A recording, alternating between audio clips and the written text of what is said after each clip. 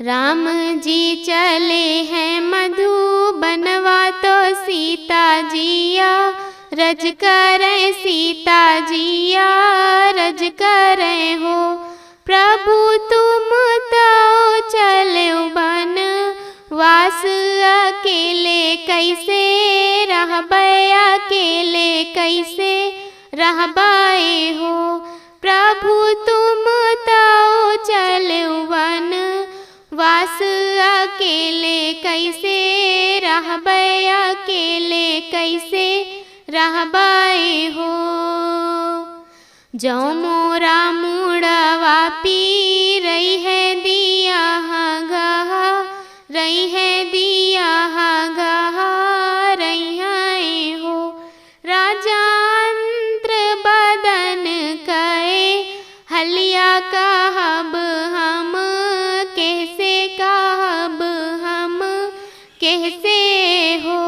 राजा अंत्र बदन कहा वलिया कहब हम, कैसे कहब हम कैसे हो। जो तोरा मुड़वा पी रही है दिया गहा, रही है दिया गहा रही है हो।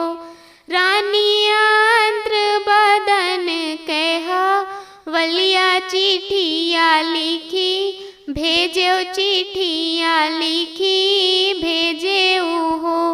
रानी अंत्र बदन कहा वलिया चिट्ठिया लिखी भेजो, चिट्ठिया लिखी भेजे हो।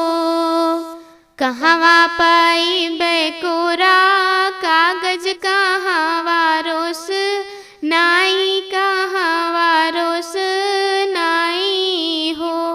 राजा कहाँ पैबे पढ़ल पंडितवा, चिट्ठिया लिखी भेजबे, चिट्ठिया लिखी भेजबे हो।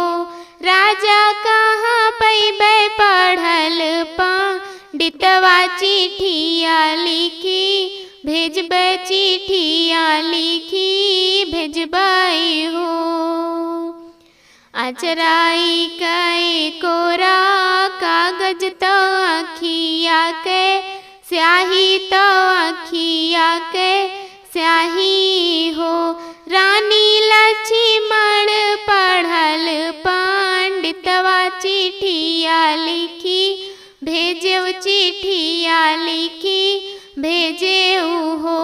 रानी लक्ष्मण पढ़ल पंडितवा, चिट्ठिया लिखी भेजो, चिट्ठिया लिखी